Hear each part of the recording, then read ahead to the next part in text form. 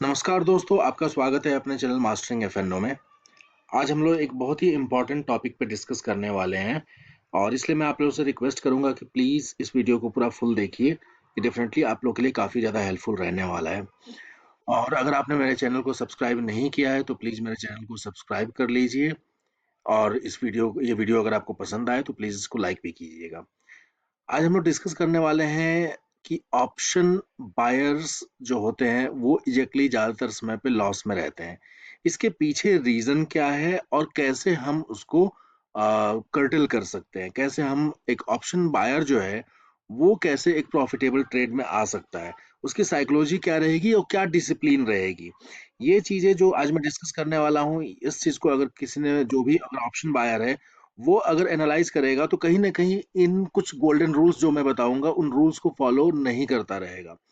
अगर इस पर्टिकुलर जो गोल्डन रूल्स जो अभी मैं आपको एक्सप्लेन करने वाला हूं अगर इसको फॉलो किया जाए तो डेफिनेटली एक ऑप्शन बायर जो है वो प्रॉफिटेबल हो सकता है। तो चलिए हम देखते हैं ये क्लिक की क्या है। ये है पोजीशन साइज और ये एक कैलकुलेटर मैंने बनाया है जो मैं आप लोग के साथ में शेयर करूंगा, जो आपको इंडिकेट करेगा कि कैसे आपको पोजीशन कितना मेंटेन करना है, जो कि अभी थोड़ी देर में मैं एक्सप्लेन कर दूंगा। तो ये 6 गोल्डन रूल है जिसको एक ऑप्शन बायर को फॉलो करना ही चाहिए। ठीक है। तो सबसे पहले क्या है, एंट्री रूल।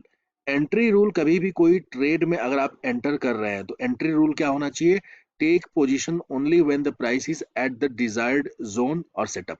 जब आपका सेटअप बने या फिर जो अगर आप कोई पर्टिकुलर जोन देख के buyer demand zone supply zone देख के ट्रेड लेते हैं तो पर्टिकुलर प्राइस को वहां तक पहुंचने के लिए वेट करें और जब वहां पहुंच जाए उसके बाद ही आप अपना ट्रेड इनिशिएट करें। दूसरी चीज है कि दूसरी जो इंपॉर्टेंट पॉइंट है वो है maintain position size. Position size बहुत इंपॉर्टेंट रहता है। यहाँ पे अक्सर ऑप्शन बायर से गलती क्या होती है, अगर उसके पास 1 लाख रुपए अकाउंट में है तो वो पूरे 1 लाख रुपए का 1 लाख रुपए तक के अमाउंट का जो भी जितना भी आएगा वो उसको बाई करने की कोशिश करेगा। और 1 लाख रुपए में अगर उसको 50 लॉट आते हैं तो 50 लॉट बाई करेगा। तो प्रॉब्लम यहाँ पे होती है कि 50 लॉट जब वो बाई करता है और मार्केट जब कहीं पे भी उसके अगर अगर मार्केट अगेंस्ट में 5-10 पॉइंट भी नीचे जाता है तो लॉट साइज बड़ा होने की वजह से लॉस जो है वो काफी बड़ा दिख जाता है। एंड देन उसको वो उस लॉस को रोक नहीं पाता है एंड देन इमोशनल होके उसको पर्टिकुलर वहां पे काटना ही पड़ता है ट्रेड। और इस टाइप से 2 से 3 ट्रेड हो गया तो जो 1 लाख का कैपिटल था वो घट के आ जाता है 40-50 हजार 60 हजार 70 हजार के आसपास में। तो आप सोचिए अगर आपका एक या दो ट्रेड में आपकी कैपिटल अगर 30% 40% 50% तक अगर रिड्यूस हो जाए तो आप कवर कैसे करेंगे, फिर तो आपका वो ट्रेड बर्बाद हो जाएगा। तो इसलिए ये पोजीशन साइज को मेंटेन बहुत करना बहुत जरूरी है, जो कि मैंने पोजीशन साइज कैलकुलेटर बनाया है और ये आप लोगों के साथ मैं शेयर करूंगा। तो डेफिनेटली इससे आप लोगों को काफी हेल्प होगा और डेफिनेटली आपको समझ में आ जाएगा कि आपके कैपिटल के हिसाब से आपको कितना पोजीशन लेना चाहिए, क्या टारगेट रहेगा, क्या स्टॉप लॉस रहेगा। सब कुछ इस पर्टिकुलर कैलकुलेटर में मैंने कवर किया है। दूसरी चीज है रिस्क मैनेजमेंट। रिस्क मैनेजमेंट बहुत इंपॉर्टेंट है। जहां पे आपका स्टॉप लॉस बन रहा है वहां पे स्ट्रिक्ट स्टॉप लॉस आपको लेना ही है, उसके आगे को सोचना नहीं है। जहां स्टॉप लॉस बन रहा है स्ट्रिक्टली वहां पे स्टॉप लॉस लीजिए। और जब प्रॉफिट में आपका ट्रेड चल रहा हो तो आपका स्टॉप लॉस जो है वो ट्रेल होना चाहिए, ट्रेलिंग स्टॉप लॉस होना चाहिए, ताकि आप प्रॉफिट में आप अगर डायरेक्शनल ट्रेड रहेगा, डायरेक्शनल मार्केट रहा तो आपका आपका स्टॉप लॉस जो है वो आपको धीरे धीरे करके आपकी प्रॉफिट मार्जिन को बढ़ाते हुए चला जाएगा। ठीक है। क्योंकि अगर ऑप्शन बायर जो है अक्सर देखा गया है क्या होता है कि जब वो लॉस होता है तो काफी देर तक बैठा रहता है। वो 10 हजार का लॉस, 10 हजार बढ़ते हुए 15 हजार हो गया, 20 हजार हो गया, 25 हजार, 50 हजार, वो लॉस हो रहा है बढ़ रहा है बट वो इस उम्मीद में बैठा हुआ है कि मार्केट यहां से तो रिवर्स करेगा। तो प्रॉब्लम वहां पे हो जाती है। और जब जब कोई ट्रेड प्रॉफिट में मूव हो रहा होगा, यानी कि अब जहां से बाई किया अगर उसको 5 हजार मिल रहा है, 10 हजार मिल रहा है, 15 हजार मिल रहा है, तो वो ऊपर वेट करेगा ही नहीं, वहां उसको 5 हजार 7 हजार 8 हजार दिखा वहीं पे वो एग्जिट मार के निकल जाएगा। तो लॉस में वो 50 हजार पे बैठ रहा है और प्रॉफिट में 5 हजार पे निकल जा रहा है। तो ये एक रेशियो जो है मेंटेन नहीं हो रही है। इस चीज को इसी जगह इस पर्टिकुलर बिहेवियर को चेंज करना बहुत इंपॉर्टेंट है, जो कि आपको रिस्क मैनेजमेंट में काम करेगा। जब आप प्रॉफिट में जाएंगे और प्रॉफिट आपके फेवर में मार्केट चल रहा होगा, आप रूल बेस्ड जो है स्टॉप लॉस जो है कैंडल बाय कैंडल जो स्टॉप लॉस है वो आप ट्रेल करते हुए चलेंगे। ठीक है। और रिस्क के लिए जो स्ट्रिक्ट स्टॉप लॉस का जो रहेगा वो आप स्ट्रिक्ट स्टॉप लॉस लेंगे एंड देन वहां से मार्केट से एग्जिट कर जाएंगे।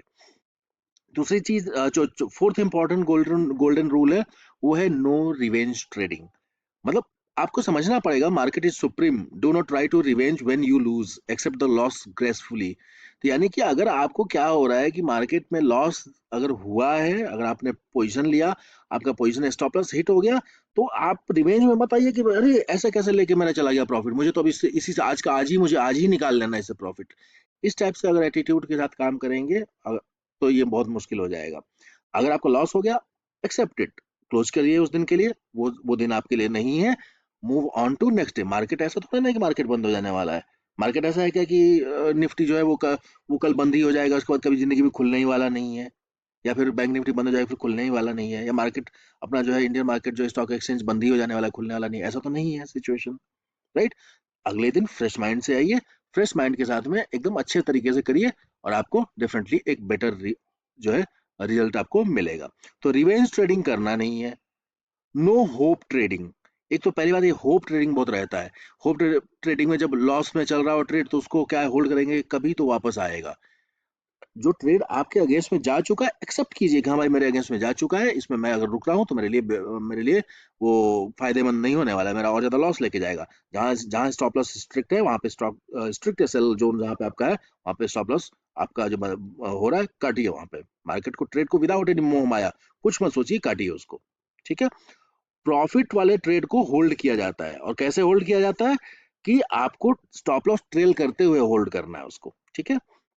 और और जो सिक्स्थ रूल है वो एग्जिट प्लान, यानी कि सबसे पहले हमने यहाँ पे एंट्री प्लान देख ली, और एंट्री प्लान के बाद हम ये देख लिए कि यहाँ पे हमको मार्केट कैसे मैनेज, इस दौरान पे हमको क्या क्या करना है, कैसे मैनेज करना है।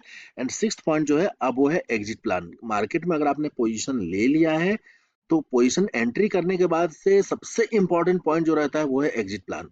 एंट्री तो आपने ले लिया, आपका एग्जिट कैसे होना चाहिए।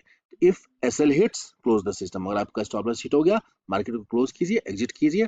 If market gives you profit, market profit दे रहा है, trail SL. If market is slowly moving into your direction, ठीक है।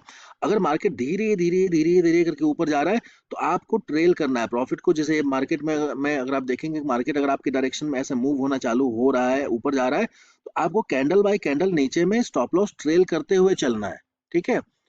और और अगर एक ही कैंडल में exit all when exit when the candle, ठीक है। अगर कभी ऐसा हुआ कि कैंडल जो है, कैंडल की साइज, एक ही कैंडल की साइज बहुत बड़ी बन गई, ठीक है, और आपका प्रॉफिट मिल रहा है, यानी कि अगर आपने फॉर एग्जांपल 100 पे कोई कोई प्रीमियम लिया था और वो सडनली क्या हो गया 5 मिनट के अंदर 180 पहुंच गया, बड़े बड़ा कैंडल आ गया, आपको सोचना नहीं है यहाँ पे कि हम क्या करें इसके ऊपर में, एग्जिट मारिए वहां पे, ठीक है। तो जब भी बड़ा कैंडल बन गया तो आपको तुरंत वहां पे एग्जिट कर लेना है, ठीक है। ये रहा आपके गोल्डन रूल्स। नाउ अब ये पोजीशन साइज कैलकुलेटर जो है वो मैं आपको एक्सप्लेन कर देता हूँ। ये पोजीशन साइज कैलकुलेटर मैंने बनाया है।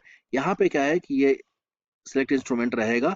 यहाँ पे आपको क्या है कि आप जिसमें भी ट्रेड करते हैं, फॉर एग्जांपल अगर आप निफ्टी में ट्रेड कर रहे हैं तो आप यहाँ पे निफ्टी सिलेक्ट करिए, बैंक निफ्टी में करते होंगे तो बैंक निफ्टी सिलेक्ट करेंगे, ठीक है। उसके हिसाब से आपको पोजीशन साइज ये बताएगा।